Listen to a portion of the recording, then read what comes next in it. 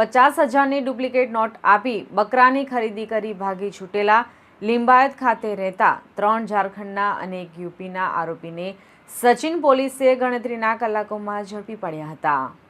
સુરતની સચિન પોલીસ પાસેથી મળતી માહિતી મુજબ ગત 17 મેના રોજ સચિન પલસાણા ખાતે રાજસ્થાનના ભંવરલાલ ભાગરિયા પાસેથી 50,000ના 2 બકરા ખરીદી 4 ઈસમો જતા રહ્યા હતા. જોકે બીજા દિવસે ભંવરલાલ ભાગરિયાને પોતાને મળેલી 50,000ની 500ની નોટોમાંથી 97 નોટો નકલી હોવાની જાણ થતાં સચિન પોલીસ મથકે જઈ ફરિયાદ નોંધાવી હતી. જે ફરિયાદના આધારે સચિન પોલીસે પીઆઈ પી.એન. વાઘેલા અને પીએસઆઈ એન.ડી. ડામોરના માર્ગદર્શન હેઠળ તપાસ હાથ ધરી હતી. તો મળેલી બાતમીના આધારે લિંબાયત વિસ્તારમાં રહેતા 4 આરોપીઓ, જેમાં 3 ઝારખંડના ઉલ્ફત શેખ, નાઝિર અંસારી અને જમાલ શેખ તથા 1 યુપીના રઈસ સિદ્દીકીને ઝડપી પાડી તેઓના ઘરની તપાસ કરતા ત્યાંથી પણ નકલી નોટો મળી આવતા પોલીસે કુલ 1.61 લાખની નકલી નોટો કબજે કરી તેઓ વિરુદ્ધ કાયદેસરની કાર્યવાહી હાથ ધરી હતી. ગઈ તારીખ 17/5/2026ના રોજ સચિન પલસાણા ટી પોઈન્ટ પાસે જે બકરા મંડી ભરાયેલી છે ત્યાં ફરિયાદી પોતાના વતનથી બકરા લઈને વેચાણ કરવા માટે આવેલો હતો.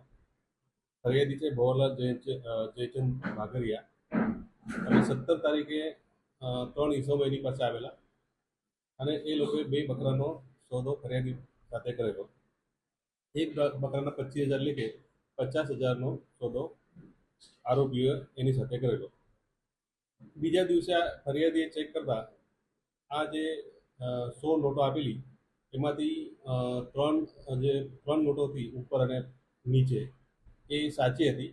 બાકી નીચેની નોટ એક સરખા નંબરવાળી જણાઈ આવતા ફરિયાદીએ સચિન પોલીસ સ્ટેશનનો સંપર્ક કરેલો. આ ગુનો દેશ વિરુદ્ધનો ગુનો હોય. સચિન પીઆઈ તરત આમાં હરકતમાં આવેલા અને જે બનાવ છે સચિન ટી પોઈન્ટ એની આજુબાજુના સીસીટીવી ફૂટેજના આધારે આરોપીઓને ઓળખી કાઢેલા અને તુરંત 3 આરોપી મોહમ્મદ અલ્તાફ આલમ સત્તાર, નઝીર અનુલ અંસારી અને મોહમ્મદ રઈસ રશીદ સિદ્દીકી તેઓને પ્રથમ ઓળખ કરવામાં આવેલી અને તેઓને ડિટેન કરવામાં આવેલા અને તુરંત કાર્યવાહી કરી આ જે આરોપીઓના જે ગોડાઉન છે ત્યાંથી પણ ડુપ્લિકેટ નોટો રિકવર કરવામાં આવેલ છે. ત્યાંથી 500ના દરની 20 નોટો અને તથા તેના ઘરમાં 500 દરની 250 નોટો રિકવર કરવામાં આવેલ છે. એમ આરોપી પાસેથી કુલ્લે 332 ડુપ્લિકેટ ભારતીય ચલણ 500ના દરના રિકવર કરવામાં આવેલ છે. તેની કિંમત 1,61,000 રૂપિયા થાય છે. આરોપી પાસેથી જે બનાવવામાં વપરાયેલ જે બાઇક છે બુલેટ એ રિકવર કરવામાં આવેલ છે.